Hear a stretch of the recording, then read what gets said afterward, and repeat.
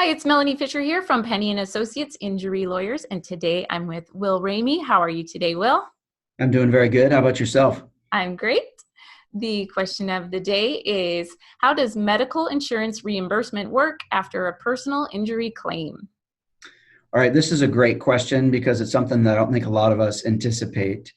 Part of a personal injury claim is there's going to be a reimbursement to your health insurance. No matter where you're getting that health insurance, there's a provision in that, and if it's a government-based program, there's a statute for Medicare. There's a statute for Medi-Cal here in California. And then all of the other ones, there is a provision in the agreement with the employer where most people are getting their coverage that says if you get money from a third party, then you have to pay us back for care that we've given. So the typical common example for us, you're in an auto accident, you're taken by ambulance to the emergency room, then you go see your primary care doctor, and then there's a follow-up course of care, let's say some physical therapy, and then maybe some diagnostic imaging on top of that. And let's assume that your health insurance covers all of that except for your copay and your out of pocket.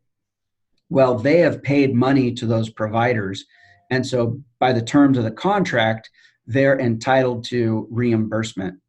Now, there's some California specific things if the plan is governed by California insurance law, but there's also a big area of if it's an ERISA plan, which means if it's a federally regulated plan, or if it's a self-funded plan, then federal rules apply, which are a little less generous than the California rules.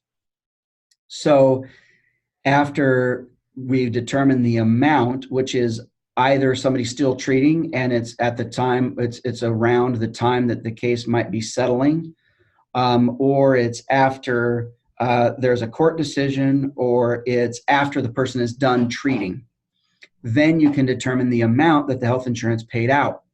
And then there's typically, or there should be, a negotiation on that amount. And by and large, our firm is successful. I don't know about other firms, but that's a big part of the way that we earn our money for our clients, is by knowing what's going on with those medical liens, and then by determining a good deal for our client and negotiating it, and then knowing the rules, because there's a complicated set of rules for each of the scenarios that I talked about. But yeah, so in general, that's another way that an attorney is beneficial that people might not anticipate. Yeah, there's a lot to navigate, and somebody like me would get kind of confused with this whole process. So do you find people attempt to do it themselves and then they turn to you guys and look for help? Well, what I find more often, I mean, they may attempt to do it themselves, and then they'll get an offer from an insurance company, and that insurance company, I would say, I don't know, at least half the time, if not a majority of the time, has failed to inform the plaintiff, the person who was injured, that they need to pay their health insurance back. And so they do that, and then they expose them to, this contractual obligation, and that is kind of short for a lawsuit by the insurance company to say, hey, you need to pay me this money back. And so then you've settled it without telling me what's going on. I see that very frequently. Yeah. It's another reason that I prefer to deal with the insurance company for my clients, as opposed to having people do it themselves. Yeah. Well, we got our jobs and our lives to do, so definitely see the value in that. Exactly. Yeah. Awesome. Well, thank you so much, Will. You're very welcome. Thank you.